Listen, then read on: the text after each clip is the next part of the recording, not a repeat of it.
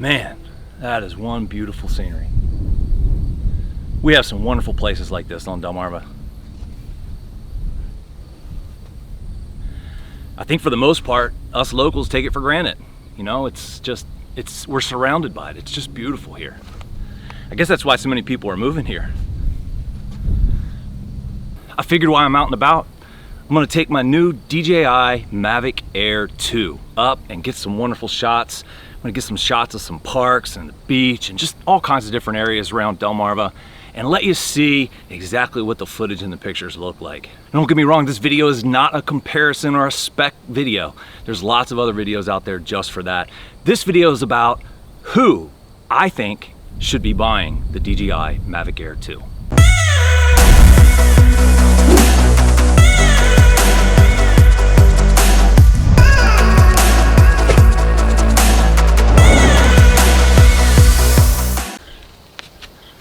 Not a sign of coronavirus, politics, none of that mess.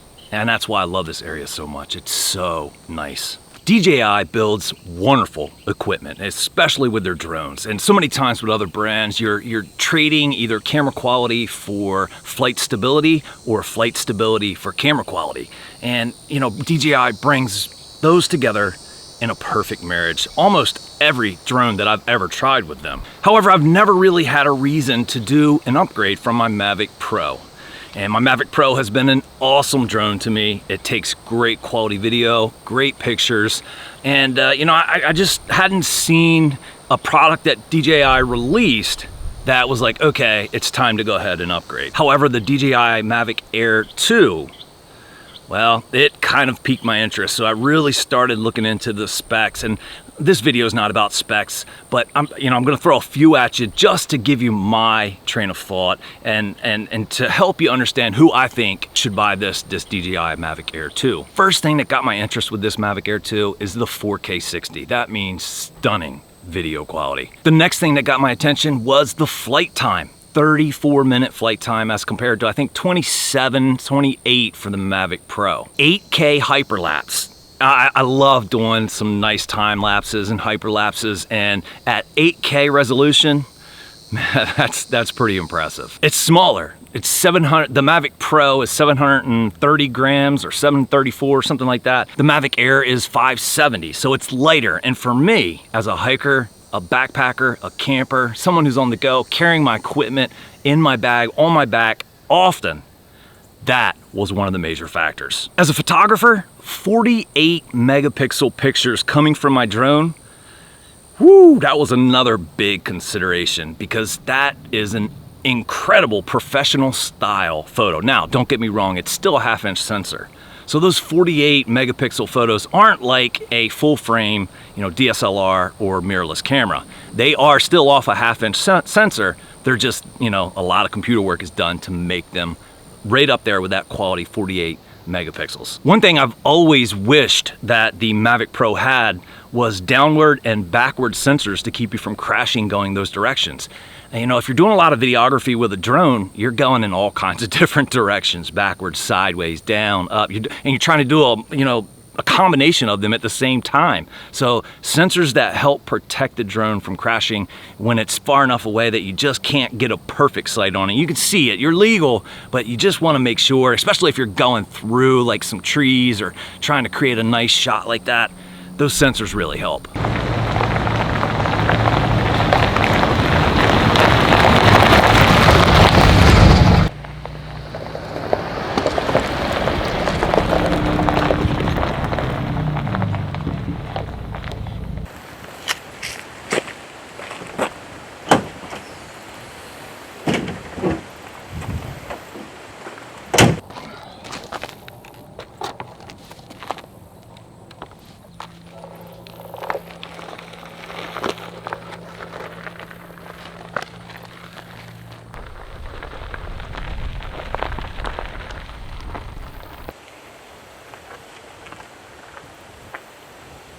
Man, that one wheel is something awesome. It takes a little getting used to, don't get me wrong, and probably should have a helmet on right now because I'm not the best at it yet. But man, it's so fun to practice with, and you can go on trails, you can go off-road. It's just a nice piece of equipment.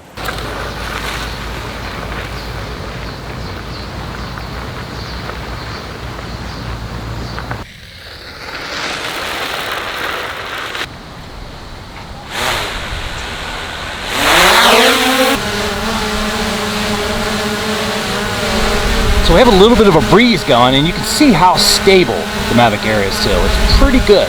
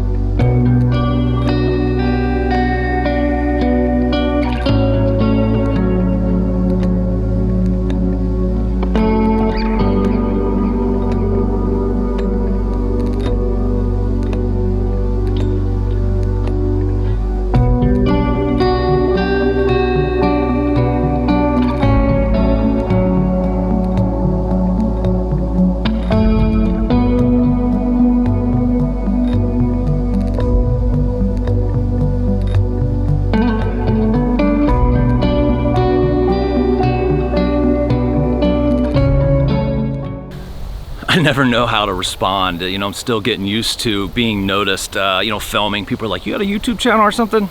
I'm like, yeah, and then, you know, it's just a little bit awkward sometimes. I'm getting more and more used to it. It's just kind of cool. You know, people see what you're doing. They kind of get an idea of what you're doing, and that's because so many people are watching YouTube. It does HDR panoramas. So that is, you know what a panorama is. It's where you take a bunch of shots and you stitch them together to create one wide photo. Does HDR panoramas. That means you get really, really nice dynamic range. Video bitrate is doubled. 120 versus 60. That's huge. The detail, the quality of the image, that's huge. That's another major deciding factor for me. And like I said, there's all kinds of stats and specs and things that you can dig into with all the drones. And none of them made me want to make the leap until the Mavic Air 2. And even then, I've held back for quite some time. But then I had to pull the trigger because of the size. You know, it fits right in your hand, literally the size of your hand. The controller is laid out so much nicer. It doesn't have a screen on it. And the plug, you don't have to have your own cord anymore. The cord is already attached. So you just pop the little thing up, slide your phone in, plug the cord in, and you're golden. And I think it's just a much better layout. It just makes flying easier, and that is huge. Now, the one criticism I'm going to highlight about the whole setup here is the size of the controller. The size of the controller is definitely bigger than the Mavic Pro, and I don't like that. I wish the controller was smaller. You know, I don't know why it needed to be that big. Maybe because they, you know, so they thought it fit better in your hands. I don't know if they're just filling it with more equipment or what, but I just wish it was smaller. That's what I'm after as a backpacker. I want everything to be smaller, but I don't want to trade my image quality. Ultimately, it's about the video quality and the photography that I'm wanting from the drone.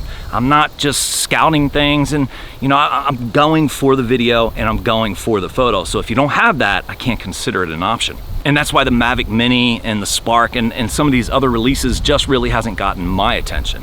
So bottom line, who do I think should be buying the DJI Mavic Air 2? People in my shoes, people who have maybe one of the older drones, and you're a backpacker, you're a hiker, and you know, everything goes on your back when you're out in the field, and it's vital how much it weighs and the size of it. You should definitely consider purchasing the DJI Mavic Air 2. Anybody without a drone, if you don't have a drone and you're looking at purchasing a drone, at the price point that the Mavic Air comes in at about $800, it's a no-brainer. That, to me, is the best bang for the buck. If you have any other brand of drone besides DJI, that's a consumer brand. You know, of course there's some professional models that are just, you know, out of this world, but a consumer brand drone, and you love flying it, you love getting video, photo, you should consider buying this drone. If you have a Mavic Pro 2, or you know, a drone that you're satisfied with, probably don't need to look at buying this drone, because you know, the specs are going to be very similar. You need to have a specific point in the specs that really benefits you. And for me, it was the weight and the image quality. Those were the main things that I was like, okay, it's time to go ahead and upgrade. It's worth it. And to be honest with you, the Mavic Air 2 is cheaper, much cheaper than what I spent on the Mavic Pro originally. So I mean, like I said, it's a no-brainer for somebody in my shoes. Obviously, product reviewers, if you review products, I think this drone is in the sweet spot of the market as far as pricing and quality. So putting a video up and doing a review or a blog post or whatever it is you do, this drone, if you're in that technology, you know, photography, videography type arena, this drone is a serious draw for all consumers. So this drone is definitely something you should consider getting. I really appreciate you guys joining me for this video. I hope you got something out of it. Do me a favor, if you enjoyed the video, please subscribe down below, hit that like button, the bell icon, share it with your family, your friends, on your social media walls. That'll help me grow the channel and reach more people, inspire them and help them. Guys, I really appreciate your time. Can't wait to see you on the next video. Have an awesome week.